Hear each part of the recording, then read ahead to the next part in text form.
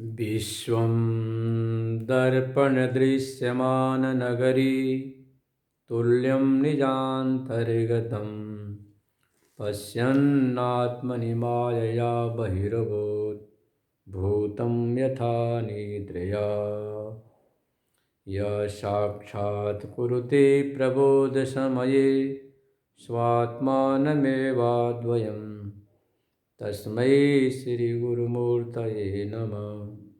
इदं दक्षिणामूर्तये।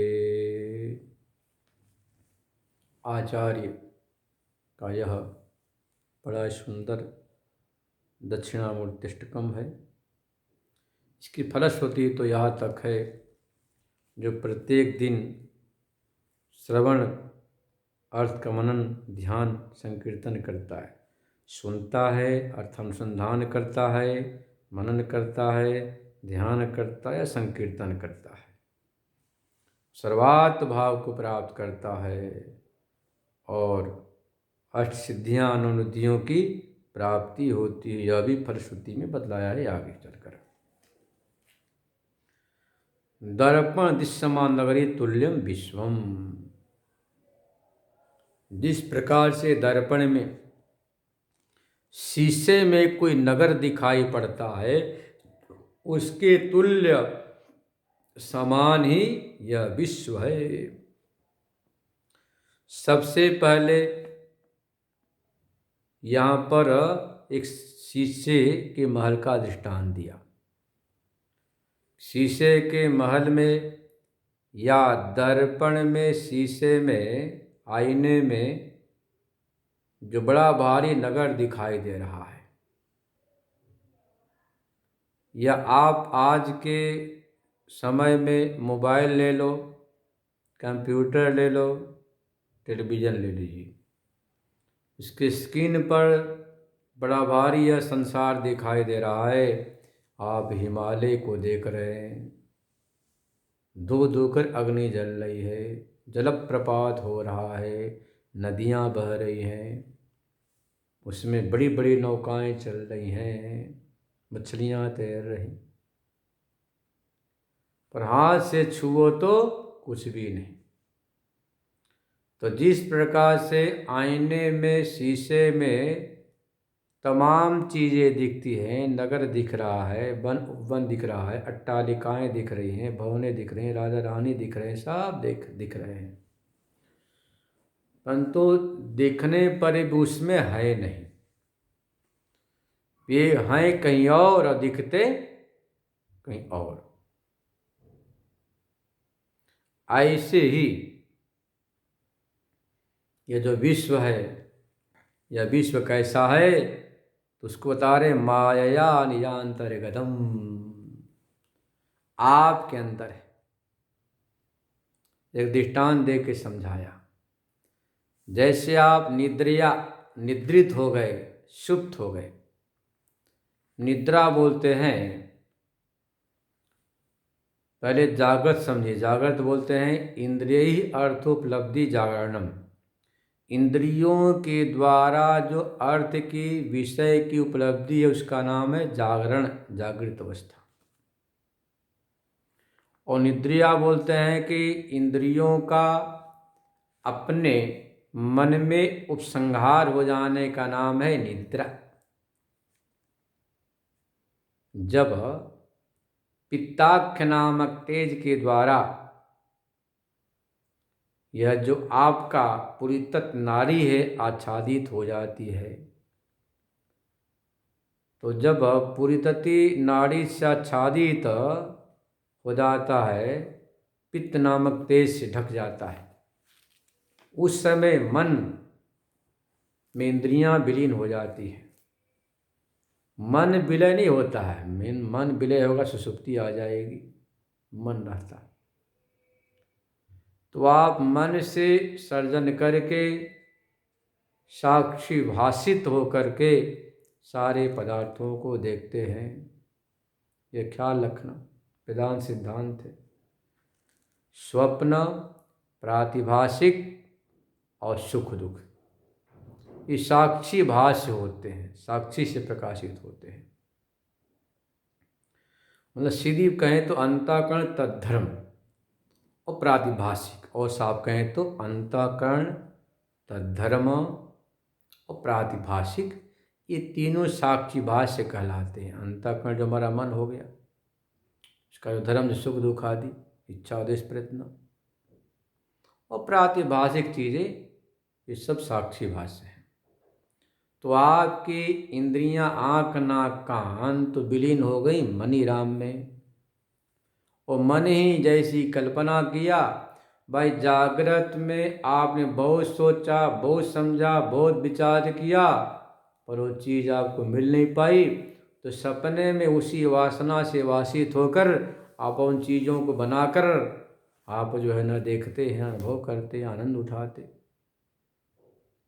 अब जागृत में तो आप दर दर भटक रहे हैं, सपना में राजा बन गए, ऐश्वर्यों के अधिपति बन गए। तो निद्रिया मतलब निद्रा दोष के द्वारा जो निजांतर्गत जो आपके अंदर जो अंतःकरण में वासनाएं, उन्हीं के द्वारा सबको देखते हैं।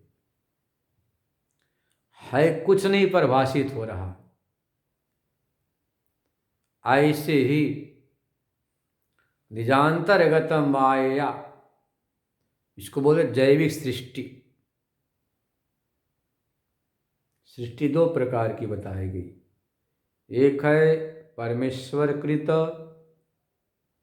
दूसरी है जैविक जीवकृत।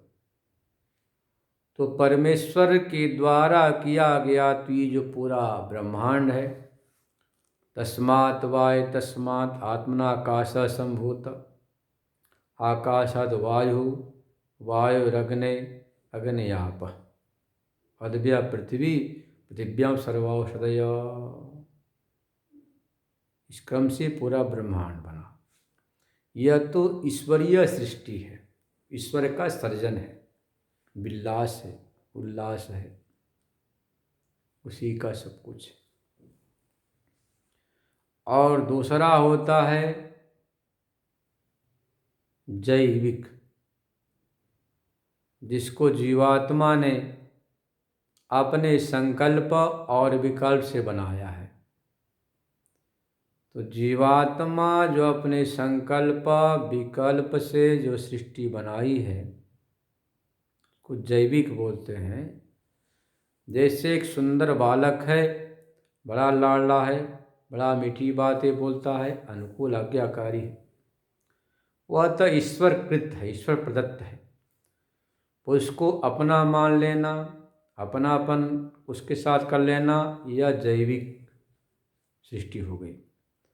कोई इसको भांजा मान लिया, कोई भतीजा मान लिया, कोई शत्रु माना, कोई मित्र मान लिया, कोई पुत्र, कोई पौत्र, है ना, कोई शिष्य, कोई कुछ मान लिया, ये जैविक सृष्टि हो गई। अब आप उससे पूछो तुम क्या हो, और विचार करो। है वह पांच भौतिक पिंड, परंतु आपने उसको अपने सुविधा अनुसार पुत्र माना, पौत्र माना, भांजा माना, भतीजा माना, शत्रु माना, मित्र माना, अपना माना, पराया माना, उसको ब्राह्मण माना, ब्राह्मणेतर माना, हिंदू माना, ईसाई माना, बौद्ध माना, ये आपकी परिकल्पना हो गई।